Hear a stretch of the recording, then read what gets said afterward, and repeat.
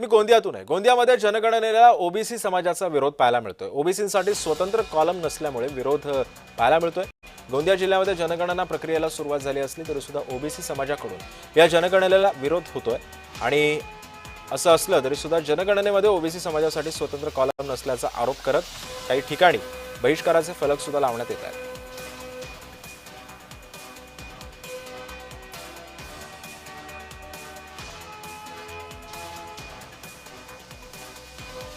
आणि या संदर्भातला आढावा घेतला आमचे प्रतिनिधी रामेश रामटेके यांनी। पूर्ण देशामध्ये 2026-27 जनगणना सुरू झाली आहे।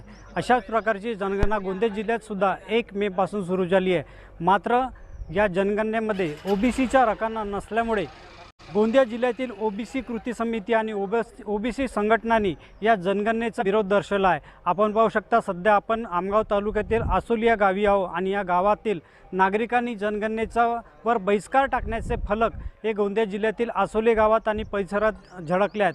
त्यामुळे ओबीसीच्या जोपर्यंत रकाना येत नाही तोपर्यंत अशा प्रकारे जनगणनेवर बहिष्कार घालण्याचा मानस या आसोली गावातील नागरिकांनी दर्शवला आहे। अशाच प्रकारचे बॅनर यापूर्वी सालेकसा तालुक्यात सुद्धा लागलेले होते आणि अशा प्रकारे हळूहळू हे लोन आता गोंदिया जिल्ह्यामध्ये पसरत असताना दिसत येत आहे आणि जोपर्यंत ओबीसीचा कॉलम येत नाही तोपर्यंत जनगणनेवर बहिष्कार घालण्याचा ओबीसी बांधवांनी निर्धार केला आहे।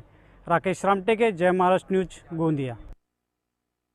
सरकारने संसदेमध्ये घोषणा केली होती की आम्ही ओबीसीची स्वतंत्र जातीनीय जनगणना करू आणि अजून एकदा आम्हाला आमच्या या समाजाला गाजर देण्याचं काम दिलेलं आहे, म्हणजे भूलथाप देण्याचं काम केलेलं आहे या सरकारनं।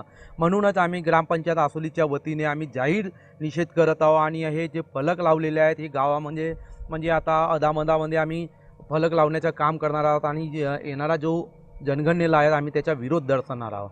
संसदेमध्ये सांगितल्याप्रमाणे शासनाने सांगितलं होतं की आपण तिथं सेपरेट रकाना ओबीसीकरिता देऊ, पण ते त्यांनी कुठे ना कुठं भूलथाप केलेला आहे। तर अशा प्रकारे इथं धोरणात्मक आपल्याला ओबीसीचा छळ कुठे ना कुठे राजकीय शैक्षणिक छळ होत आहे। म्हणून कुठे ना कुठं आपल्याला इथं समोर जर का आपल्या मागण्या पूर्ण झाल्या नाही तर मोठा आंदोलन आपण करणार।